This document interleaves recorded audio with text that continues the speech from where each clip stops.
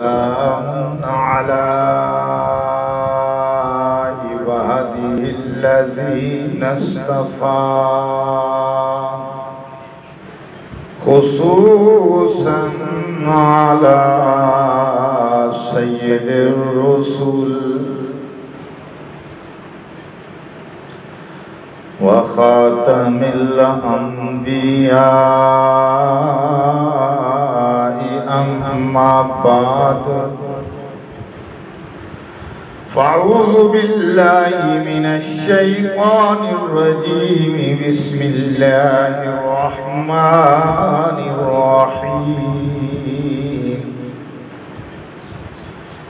ولا تحسبن الذين قتلوا في سبيل الله أمواتا بل أحياء عند ربهم يرزقون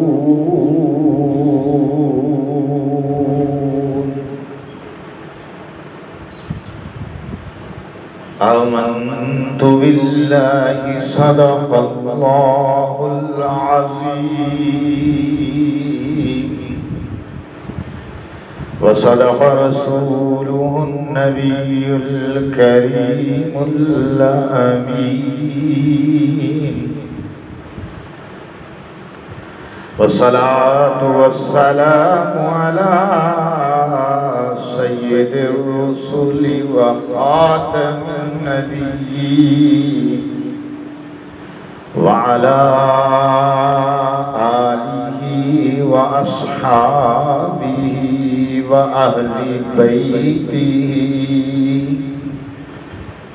وأهل بيته وأزواجه وذرياته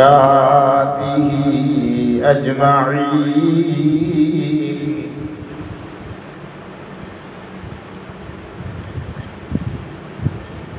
دیروز در بستان سرا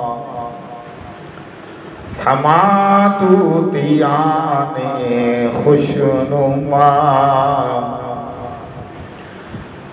کرتی تھی باہم چرچا بلغ العلا بکمالی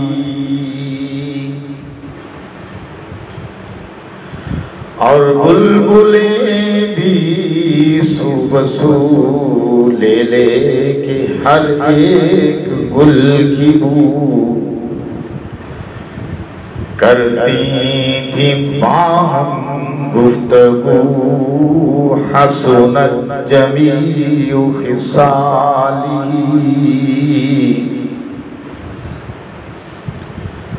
اور عمریاں بھی شوق میں ڈالے ہوئے سر طوق میں پڑھتی تھیں اپنے ذوق میں کشفت دجا بجمالی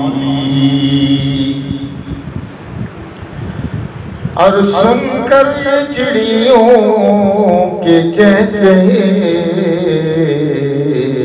آدمی بھلا کیوں چپ رہے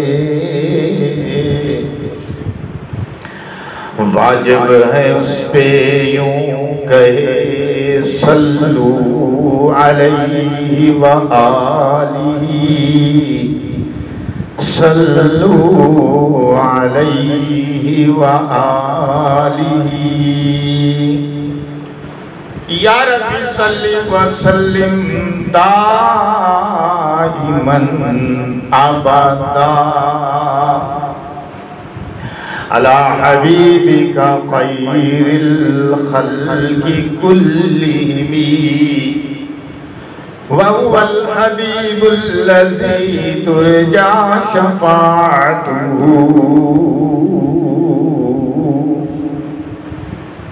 لكل حول من الأحوال مقتحم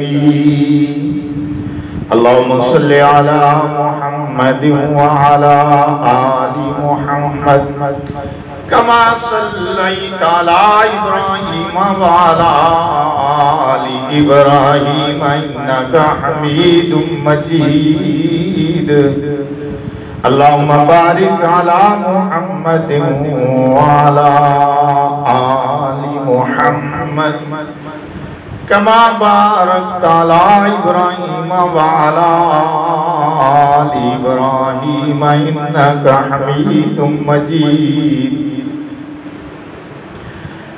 گرامی قدر سامعین کرام، محترم بزرگوں، بھائیو، دوستوں،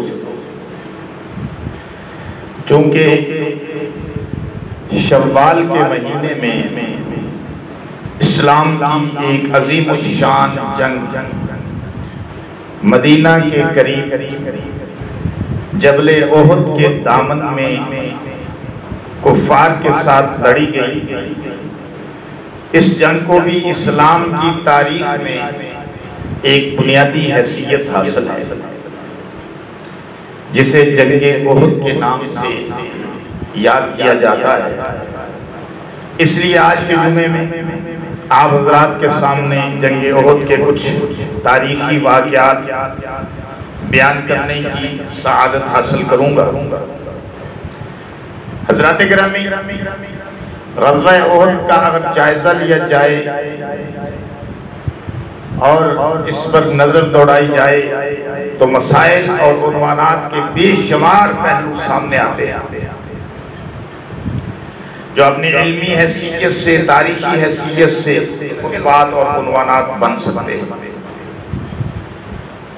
لیکن مجھے سردست کچھ واقعات کے سلسلے میں، کچھ واقعات کے تناظر میں صحابہ کرام کی بے مثال قربانی کو بیان کرنا تاکہ معلوم ہو سکے کہ جان نثاران رسول نے کس بے جگری کے ساتھ اور کس جرأت کے ساتھ اور کس عظیمت کے ساتھ اسلام کے پرچم کو بلند کیا، کسی قربانی سے دریغ نہیں کیا، اپنی جان پر کھیل گئے، اپنی جان نچھاور کر کے، اپنی جانوں کا نذرانہ پیش کر کے خدا کی رحمتوں سے مالا مال ہو گئے اور رضی اللہ عنہ ورضوا عنہ کے القابات حاصل کر گئے۔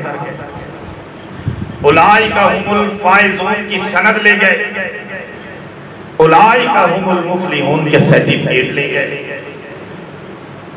حضرات گرامی، چونکہ ابھی بدر کے زخم تازہ تھے اور شہدائے بدر کی جدائی کا صدمہ بھی ابھی نہیں بھولا تھا کہ پھر سے مشرکین نے مسلمانوں پر ایک قسم کا خون مارا اور مسلمانوں کو امتحان میں مبتلا کر دیا۔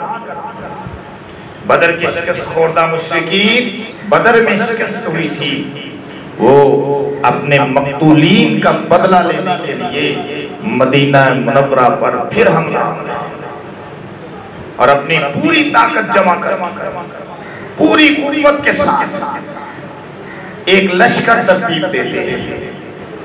اس لشکر میں ان لوگوں کا غصہ اور اشتعال نہایت نمایاں تھا جن کے عزیز و اقارب جنگ بدر میں قتل ہو گئے تھے۔ وہ ہر قیمت پر مسلمانوں سے بدلہ لینا چاہتے تھے، ہر قیمت پر مسلمانوں کو نقصان پہنچانا چاہتے تھے، اس لیے انہوں نے بھرپور تیاری کی تھی اور اپنے انتقام کی پیاس کو بجھانا چاہتے تھے، یہاں تک کہ مکہ کے سرداروں کی عورتیں بھی اس لشکر میں شریک ہوئی تھی، کیونکہ عرب میں یہ رواج تھا کہ جب عورتیں کسی جنگ میں شریک ہوتی تھی تو پھر مردوں کا میدان سے بھاگنا ناممکن ہو جاتا تھا، کیونکہ ظاہر ہے کہ ان کو بہت بڑا تانا دیا جائے گا، اور تانا کس بات کا دیا جائے گا؟ بے غیرتی کا، بزدلی کا۔ اس لیے عورتیں ان کو اشتعال دلانے کے لیے، ان کے حوصلے بڑھانے کے لیے اور جنگ کے میدان سے واپس نہ بھاگنے کے لیے ان کو جرأت دیتی تھی۔ بہرحال گرامی قدر سامعین، اس لیے دنیا کفر نے پوری قوت کے ساتھ مدینہ منورہ پر حملہ کیا اور جبل احد کے قریب، یعنی احد پہاڑ کے قریب، جبل پہاڑ کو کہتے ہیں، جبل کی جمع جبال، اور پہاڑ کے دامن میں آج بھی حاجی لوگ جاتے ہیں تو دیکھتے ہیں جبل احد کا نظارہ کرتے ہیں کہ اس کے قریب مشرکین مکہ نے پڑاؤ ڈال دیا۔ سرکار دو عالم صلی اللہ علیہ وسلم کو جب معلوم ہوا تو آپ نے اپنے جانشاروں کو، عبداروں کو، تابعداروں کو، اپنے شیرائیوں کو جمع کیا اور ان سے مشورہ کیا کہ کیا مدینے میں رہ کر جنگ لڑی جائے یا کہ مدینے سے یعنی شہر سے باہر نکل کر ان کا مقابلہ کرنا چاہیے۔ یہ مشورہ حضور علیہ السلام نے صحابہ کرام کے سامنے رکھا۔ تمام صحابہ کرام کی رائے یہ تھی کہ جنگ مدینے سے باہر جا کر لڑنی چاہیے اور دشمن کو وہ عبرتناک سزا دینی چاہیے کہ وہ اپنے زخم چاٹتے ہی رہے، سر اٹھانے کے قابل نہ رہے۔ اس سلسلے میں صحابہ کرام نے جو تقریریں کی وہ بڑی مثالی تقریریں۔ سید امیر حمزہ رضی اللہ تعالیٰ عنہ فرماتے ہیں والذی انزل علیک الکتاب لا اقیم اليوم طعاما حتی اجادلہم بسیفی خارج المدینہ۔ قسم ہے اس ذات کی جس نے آپ پر قرآن نازل کیا ہے، میں اس وقت تک کھانا نہیں کھاؤں گا جب تک کہ مدینے سے باہر اپنی تلوار کے ساتھ دشمنوں کے پرخچے نہیں اڑاؤں گا۔ یہ کس نے کہا؟ حضرت حمزہ نے۔ اور اسی جنگ میں حضرت حمزہ رضی اللہ تعالیٰ عنہ جام شہادت نوش فرمائے، جام شہادت نوش کر گئے، اور اتنی عظیم الشان شہادت آپ کی تھی کہ رسول پاک صاحب الاولاد صلی اللہ علیہ وسلم نے اپنی زبان نبوت سے اپنے پیارے چچا حضرت حمزہ رضی اللہ تعالی عنہ کو سید الشہداء کا لقب عطا کیا، سید الشہداء کا لقب عطا کیا۔ حضرت نعمان نے فرمایا اے اللہ کے رسول صلی اللہ علیہ وسلم ہمیں جنت سے محروم نہ فرمائے، اس ذات کی قسم جس نے آپ کو حقانیت کے ساتھ مبعوث فرمایا، میں ضرور جنت میں داخل ہوں گا، کیونکہ میں گواہی دیتا ہوں کہ اللہ کے سوا معبود کوئی نہیں اور آپ اللہ کے رسول ہیں، اور میں یقین دلاتا ہوں کہ میں میدان جنگ سے منہ پھیر کر نہیں بھاگوں گا۔ یہ کس نے کہا؟ یہ حضرت نعمان رضی اللہ تعالیٰ عنہ نے فرمایا۔ حضرت حمزہ نے بھی تقریر کی، حضرت نعمان نے بھی تقریر کی۔ فرماتے ہیں کیونکہ میں اللہ تعالیٰ اور اس کے رسول صلی اللہ علیہ وسلم کو محبوب رکھتا ہوں۔ سرکار دو عالم صلی اللہ علیہ وسلم نے حضرت نعمان کے ان جذبات کو سن کر ارشاد فرمایا صدقت، تو نے سچ کہا۔ سرکار دو عالم صلی اللہ علیہ وسلم نے صحابہ کرام کے ان ایمان پرور، ایمان افروز اور جذبہ جہاد سے لبریز اور سرشار خیالات سن کر میدان میں جہاد کرنے کا فیصلہ کیا، یعنی مدینے سے باہر نکل کر، شہر سے باہر نکل کر ان سے مقابلہ کرنے کا فیصلہ فرمایا اور حجرہ سے باہر تشریف لائے۔ جب آپ حجرہ سے باہر تشریف لائے، ابو بکر و عمر بھی حجرہ ہی میں آپ کے ساتھ تشریف رکھتے تھے، وہ بھی باہر آئے، اور نبی پاک صلی اللہ علیہ وسلم زرہ پہن رہے تھے، یعنی زرہ پہن کر حجرے سے آپ باہر تشریف لائے اور لشکر اسلام کو احد کے میدان کی طرف روانگی کا حکم دیا۔ گرامی قدر سامعین کرام، چشم فلک نے آج تک یہ نظارہ نہیں دیکھا، اس کو محبت اور قربانی کی بے شمار مثالیں تو ملتی ہیں، مگر میدان احد میں صحابہ کرام نے جس قربانی اور اثار کا مظاہرہ کیا، اس کی مثال چراغ رخ زیبا لے کر بھی ڈھونڈیں تو نہیں ملتی۔ یوں معلوم ہوتا ہے کہ صحابہ کرام اپنی جان اپنی اولاد، اپنا مال حضور علیہ السلام کے لیے آپ کے ایک اشارہ ابرو پر قربان کرنے کے واسطے تیار تھے۔ بلکہ تیار کیا تھے؟ تیار رہتے تھے۔ سرکار دو عالم صلی اللہ علیہ وسلم کی محبت ان کے دلوں میں اس قدر راسخ ہو چکی تھی، اس قدر جڑ پکڑ چکی تھی، اس قدر پیوست ہو گئی تھی، پکی ہو گئی تھی کہ وہ ان کے اشارہ ابرو پر مال جان قربان کرنے کو ہر وقت تیار رہتے تھے۔ اس لیے علیہ السلام کا یہ ارشاد سن کر تمام صحابہ اکرام کے دل میں جذبہ جہاد پیدا ہو گیا، ولولہ پیدا ہو گیا۔ حضور علیہ السلام نے ایک تلوار ہاتھ میں لی اور ارشاد فرمایا اس تلوار کا حق کون ادا کرے گا؟ ایک تلوار آپ نے ہاتھ میں لی اور فرمایا اس تلوار کا حق کون ادا کرے گا؟ سارے صحابہ کرام ان کے دل میں امنگ پیدا ہو گئی کہ یہ تلوار کاش ہمیں مل جائے اور ہم اس کا حق ادا کریں۔ ابو دجانہ رضی اللہ تعالیٰ عنہ نے عرض کیا یا رسول اللہ پہلے یہ ارشاد فرمائیے اس کا حق ادا کرنے کا کیا مطلب، یعنی آپ کی مراد کیا ہے اس کا حق ادا کرنا؟ جواب میں سرکار دو عالم صلی اللہ علیہ وسلم نے ارشاد فرمایا ان تضرب به العدو حتی ینحنی، اس کا حق یہ ہے کہ اسے دشمن کو اتنا مارو کہ یہ ٹیڑھی ہو جائے۔ میں یہ چاہتا ہوں کہ اس کا حق اس طرح ادا کہ دشمن کو اس سے مارو، اتنا مارو کہ یہ ٹیڑھی ہو جائے۔ ابو دجانہ نے عرض کیا یا رسول اللہ یہ تلوار میں لوں گا، مجھے عنایت فرمائیے۔ ابو دجانہ بڑے بہادر تھے، بڑے دلیر تھے، لڑائی کی بہتر سے بہتر ترکیبیں جانتے تھے۔ اب آپ تلوار اور تیر کے ساتھ لڑائی تو دیکھ رہے ہیں نا کہاں بلا ارطغرل کے اندر کہ تلواریں بھی چل رہی ہیں، تیر بھی چل رہے ہیں، بھالے بھی، نیزے بھی، جذبات بھی، احساسات بھی، بہادری بھی، مسلمانوں کی تلوار زنی بھی آپ دیکھ رہے ہیں۔ لیکن یہ لوگ صحابہ اکرام سے بہت بعد میں پیدا ہوئے، انہوں نے بہادری کے کارنامے دکھائے، صلیبیوں کے ساتھ جنگیں کی، سازشوں کا کلا کما کیا، اسلام کے لیے لڑے۔ آپ دیکھ کر حیران ہوتے ہیں کہ یہ لوگ کس طرح کے تھے کہ سوتے وقت بھی جنگ کا لباس نہیں اتارتے۔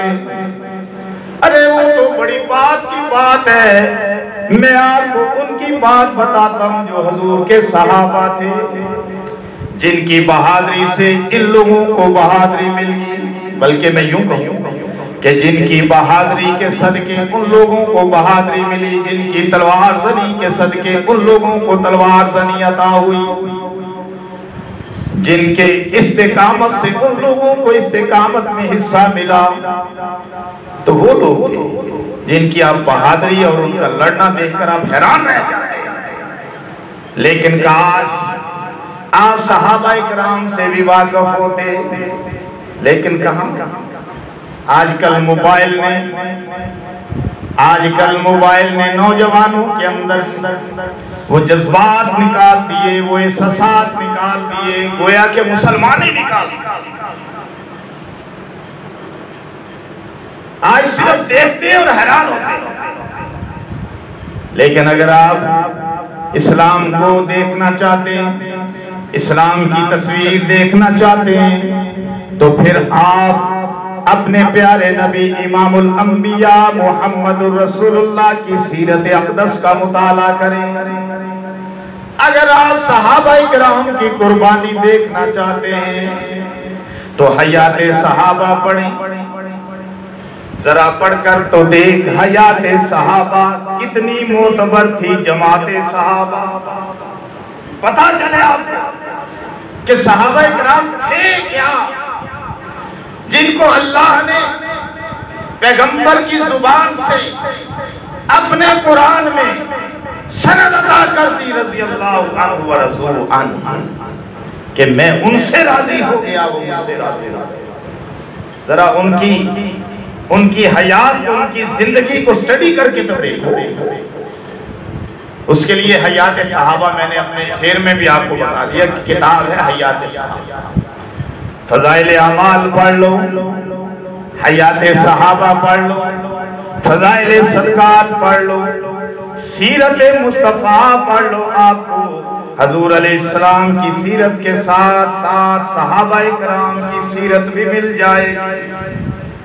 آپ ان کی بہادری اور نبی علیہ السلام کے ساتھ محبت کا اندازہ کر سکیں گے جب آپ ان کتابوں کو سٹڈی کریں گے، ان کو جب آپ پڑھیں گے. ایک صحابی نے چادر اوڑھی ہوئی ہے، حضور علیہ السلام کے دربار میں آ گئے. رسول اللہ صلی اللہ علیہ وسلم نے چادر کو دیکھا تو تھوڑی سی ناگواری کا اظہار فرمایا. صحابی کے اوپر چادر کو دیکھا، تھوڑی سی ناگواری کا اظہار فرمایا. صحابی نے حضور علیہ السلام کے چہرے کو پڑھ لیا اور جب گھر گئے چادر کو اتارا اور آگ میں ڈال دیا. دوسرے دن آپ کی مجلس میں تشریف لائے. حضور علیہ السلام نے پوچھا ارے وہ چادر کیا ہوئی، وہ کہاں گئی؟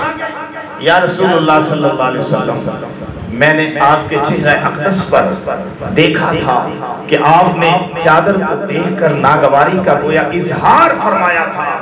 میں نے آپ کے چہرے کو پڑھ لیا تھا، اس لیے مجھ سے یہ گوارا نہ ہوا کہ اب اس چادر کو میں دوبارہ اوڑھ لیتا، اس لیے میں نے اسے آگ میں ڈال دیا. حضور علیہ السلام نے فرمایا ارے کسی خاتون کو دے دیتے نا، گھر میں کسی بیوی کو دے دیتے. اتنا بھی گوارا نہ کیا. حالانکہ اس وقت کپڑے کی جو قدر و قیمت تھی آج وہ نہیں. آج تو کپڑے جو ہے وہ اتنے زیادہ ہیں کہ وہ تو ایسے ہی آدمی جو ہے وہ سوٹ لینا، آدمی کے لیے کپڑا لینا کوئی مشکل ہی نہیں ہے. اس وقت کپڑے کی قدر و قیمت کا آپ اس بات سے اندازہ لگا سکتے ہیں کہ لوگ جن کو کپڑا نہیں ملتا تھا نا وہ مردے کا کفن بھی نہیں چھوڑتے تھے، قبروں کو کھود کر جا کے مردے کا کفن کھینچ لیتے تھے. اتنی زیادہ کپڑے کی قدر و قیمت تھی. اس دور میں جب کپڑا جو ہے وہ بڑا مہنگا اور بڑی مشکل سے ملتا تھا، اس صحابی جس نے اپنے اوپر چادر اوڑھی ہوئی تھی حضور علیہ السلام کی ناگواری کو برداشت نہ کر سکا. حالانکہ حضور علیہ السلام نے حکم بھی نہیں دیا تھا، ارشاد بھی نہیں فرمایا تھا، خالی آپ کے چہرے پر ناگواری کا اس نے اثر دیکھا تو جا کے چادر کو جلا دیا. ہمارے جیسا ہوتا تو ہزار بہانے بنا لیتا، یوں کہتا کہ آپ نے حکم تو نہیں دیا، آپ نے کون سا ارشاد فرمایا ہے. پھر اگر دیکھ بھی لیتا تو کسی بیوی کو دے دیتا، کہتا کہ ٹھیک ہے آپ نے مجھ سے منع کیا ہے، کسی اور سے منع تو نہیں کیا. لیکن یہ صحابہ اکرام تھے، ایسے نہیں ان کو سرٹیفکیٹ ملے. خیر میں عرض یہ کر رہا تھا کہ حضرت ابو دجانہ رضی اللہ تعالیٰ عنہ بڑے دلیر تھے اور آپ صلی اللہ علیہ وسلم سے حضرت ابو دجانہ نے جنگ احد میں تلوار مانگی کہ یا رسول اللہ جس تلوار کے متعلق آپ فرما رہے ہیں کہ اس کا حق ادا کون کرے گا تو میں یا رسول اللہ اس کا حق ادا کروں گا، مجھے عطا کیجئے. حضور علیہ السلام نے عطا کر دی.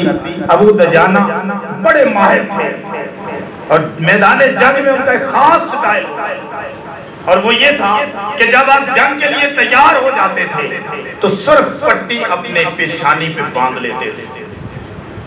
تو سرخ پٹی نکالی اور اپنی پیشانی پہ باندھ لی اور دشمن کی صفوں میں اکڑ اکڑ کر پھر رہے ہیں.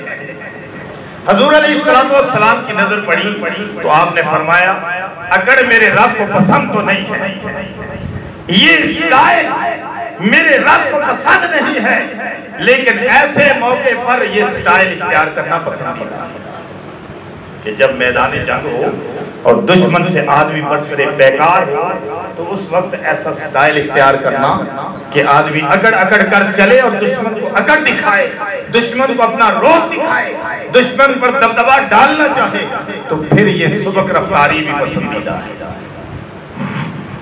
بہرحال گرامی قدر سامعین اکرام، ایک بات اور ذہن میں آ رہی ہے کہ حضور علیہ السلام نے فرمایا یہ تلوار ہے، اس کا حق کون ادا کرے؟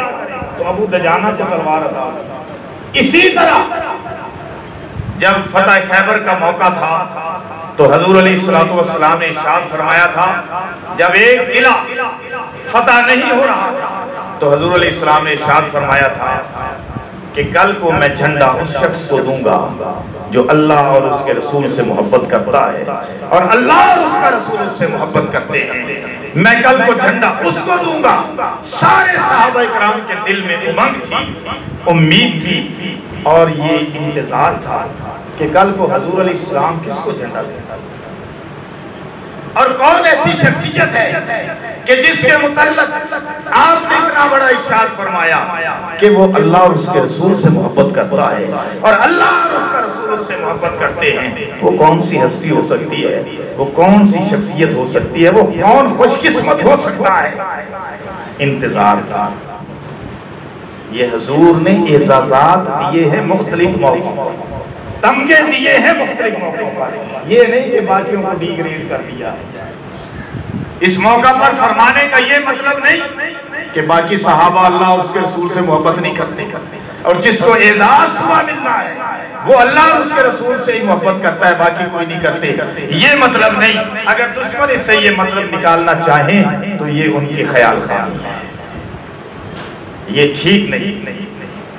تو میں عرض یہ کر رہا تھا کہ صبح جب ہوئی تو حضور علیہ السلام نے علی المرتضیٰ شیر خدا کو بلایا۔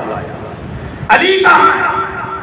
علی حاضر خدمت ہوئے، یا رسول اللہ میں حاضر ہوں۔ حضور علیہ السلام نے فرمایا علی یہ پرچم میں تیرے سپرد کرنا چاہتا ہوں، یہ پرچم میں تجھے دینا چاہتا ہوں، یہ اعزاز میں تجھے دینا چاہتا ہوں۔ حضرت علی رضی اللہ تعالیٰ عنہ نے فرمایا یا رسول اللہ صلی اللہ علیہ وسلم میری تو آنکھوں میں آشوب ہے، میری آنکھیں دکھنے آئی ہوئی ہیں۔